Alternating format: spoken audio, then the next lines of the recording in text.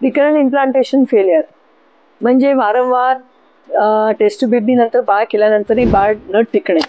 मग तशा केसमध्ये आपल्याला एकतर फक्त रक्तामध्ये बीटा HCG पॉझिटिव्ह येते, प्रेग्नन्सी वाटते, पण गर्भाशयात गर्भच दिसत नाही. मग अशा वेळेला आम्ही म्हणतो बायोकेमिकल प्रेग्नन्सी होते. तर हे फेलियर का होते, तर याच्यासाठी तपासण्या लागतात.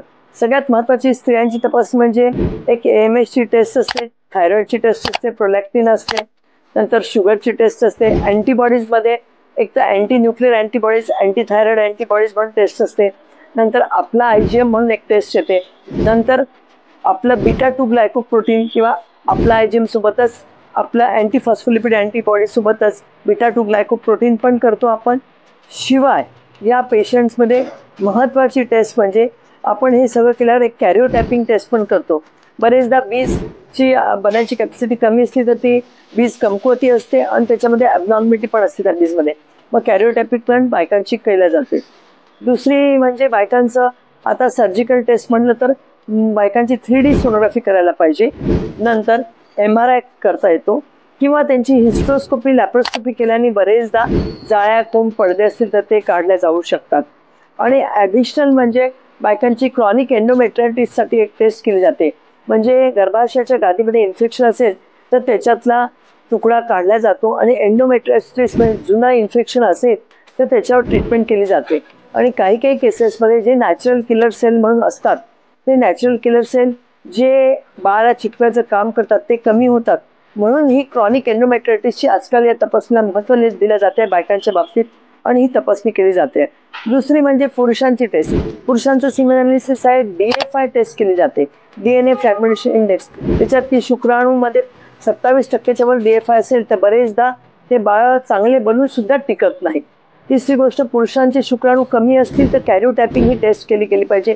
त्यांचं पण थायरॉइड, शुगर आणि त्यांचं पण कॅरिओटॅपिंग हे विसरायला नको.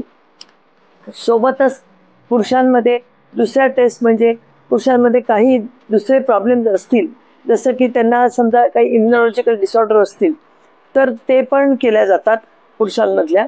आणि ती लास्ट बट नॉट लिस्ट शेवटची टेस्टमध्ये बरेचदा हे दोन्ही कारण नसताना बाळ नॉर्मल असून सुद्धा हे बाळ चिटकत नाही, फेल होतात. तर इम्युनॉलॉजिकल कारण म्हणजे आपल्या शरीरातच आपल्या विरुद्ध अँटीबॉडीज तयार होऊन ते बाळ चिटकून न देणं हे फार मोठं मुख्य कारण आहे. मग त्याच्यासाठी या ॲडव्हान्स टेस्ट केल्या जातात. अँटीबॉडीजच्या टेस्ट, HLA टायपिंग टेस्ट किंवा CD138 टेस्ट म्हणून केली जाते, प्लस नॉर्मल जी एंडोमेट्रायटिससाठी केली जाते. हे सगळं आपल्याला माहीत होऊन जाते या टेस्टनी आणि त्याच्या अनुषंगाने पुढची ट्रीटमेंट करता येते.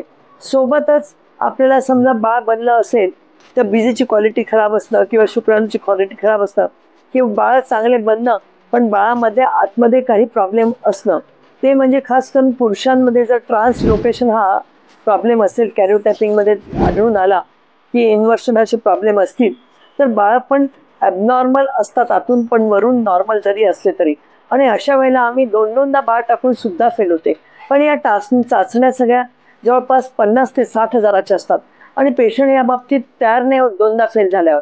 पण या चाचण्यांच्या बाबतीत तयार झाला पेशंट तर त्याच्यानी काहीतरी आपल्याला पुढचा निर्णय घेता येतो हे पेशंटनी समजून घ्यायला पाहिजे. कारण मी आज 13 वर्षापासून Shushrusha hospital ICSI test tube baby centre Chikhalwadi corner Nanded इथे मी टेस्ट टू बेबी करते आहे.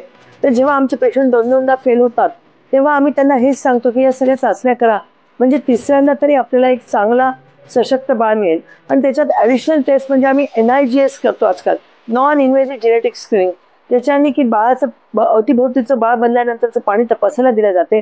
त्याच्याने की 22 दिवसातच कळते आपल्याला वरून जरी बाळ नॉर्मल असेल तर आतमधनं खराब आहे का, म्हणजे जेनेटिकली ॲबनॉर्मल आहे का.